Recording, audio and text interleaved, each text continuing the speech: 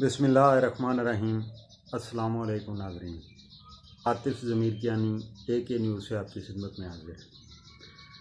नाज़रीन इकराम, बनी नो इंसान रोज़ अज़ल से आपने देखा होगा कि तग़य्युरात सिर्फ़ और सिर्फ अगर किसी जिन्स का ज़ेवर बने हैं तो वो सिर्फ़ और सिर्फ बनी नो इंसान का। रोज़े अव्वल का इंसान बेलिबास था, फिर इंसान ने ज़रूरत महसूस की कि उसको अपना बदन ढांपना होगा। आगाज़िये में उसने पत्तों से अपना बदन ढांपा और उसके साथ ही दूसरी जिनसियात को भी हम डिस्कस करते चलते हैं। आप हैवान, चरिंद परिंद इनको देख लें कि जो उनकी हैयत, जो उनका रहन सहन रोज़े अव्वल से था वो आज भी है।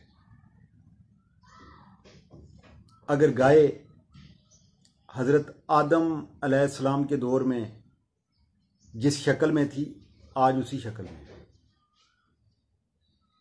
जिस शक्ल में चिड़िया हज़रत आदम के दौर में थी, आज उसी शक्ल में है। लेकिन अगर तगय्युर आया है तो वो सिर्फ और सिर्फ बनी नौ इंसान पे आया है। वजूहात क्या थी? वजूहात सिर्फ और सिर्फ ये थी कि इंसान ने अपनी सहूलत के लिए सर्द गर्म मौसम से बदलने के लिए सबसे पहले उसने पत्तों का इस्तेमाल किया। फिर आहिस्ता आहिस्ता आज आप देखते हैं कि तमामी इंसान माशाअल्लाह बहुत अच्छे कपड़े पहनते हैं। फिर वो बाकी जो जिनसियात थी वो वहीं पे रहीं।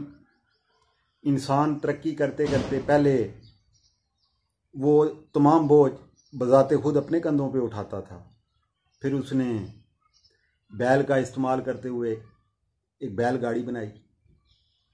फिर उससे मज़ीद उसको वक्त के साथ साथ उसने अपग्रेड किया। तो आज हमारे सामने बहरी जहाज़ भी हैं, आज हमारे सामने हवाई जहाज़ भी हैं।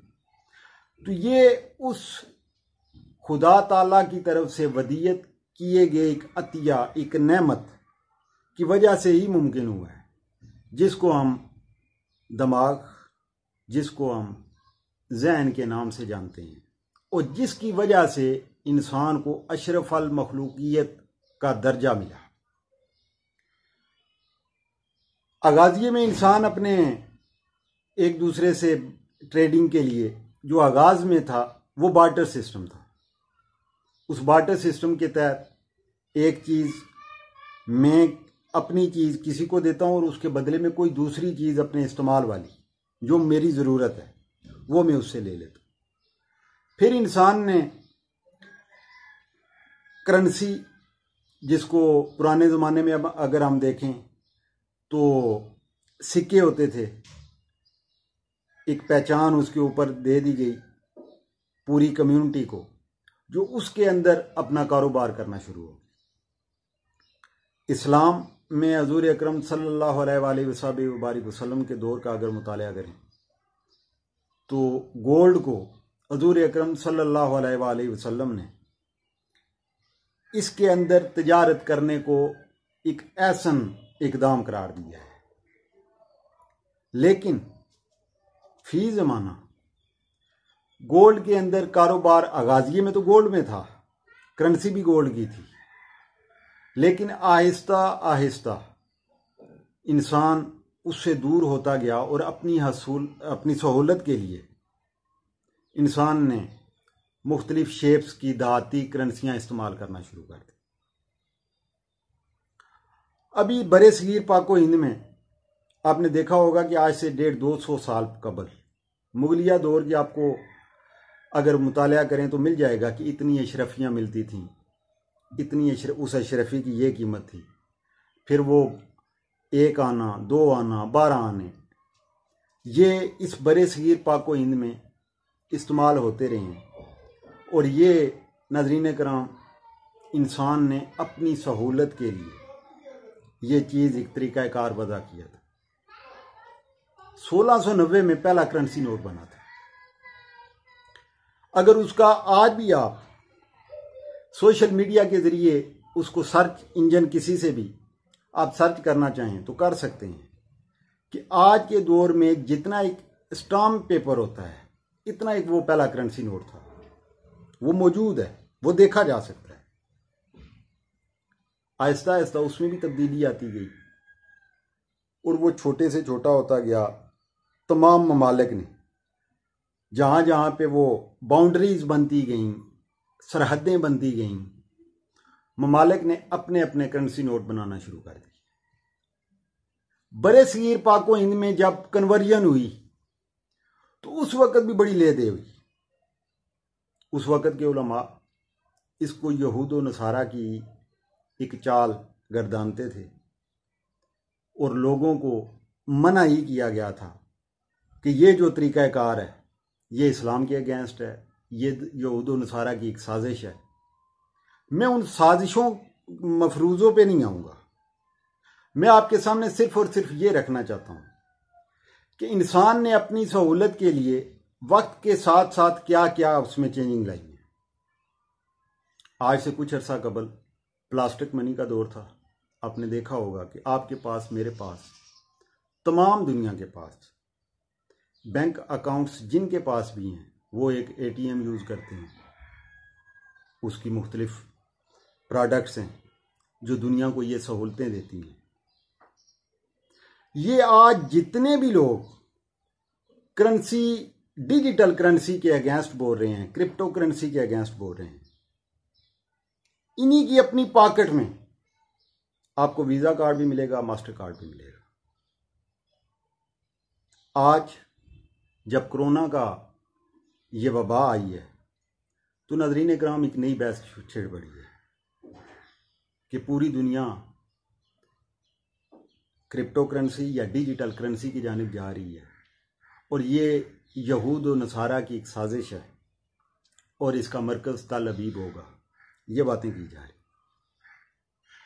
मेरा ये कहना है, मेरी अपनी अप्रोच है, इससे इख्तलाफ आप कर सकते हैं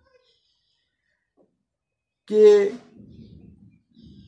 कोरोना ने ये तो बता दिया कि ये इंसान के साथ ही ट्रैवल करता है, ट्रांसफॉर्मेशन इसकी जो है वो एक दूसरे से ताल्लुकात की बिना पर है।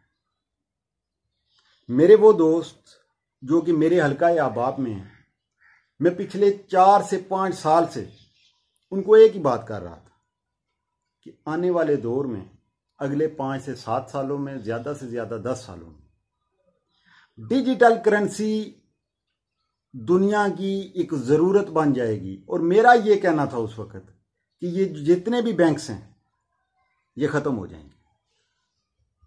आज ये बहस बड़ी सूरत के साथ, बड़ी तेज़ी के साथ तकरीबन तमाम दुनिया में की जा रही है कि डिजिटल करेंसी आ रही है।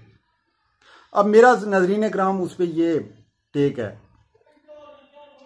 कि तगय्युर को आप रोक नहीं सकते, जिंदगी को, वक्त को आप जामिद नहीं कर सकते, आपको वक्त के साथ चलना होगा। और मोमिन की निशानी ये है कि वो अपने असर के साथ जीता है, अपने वक्त के साथ जीता है।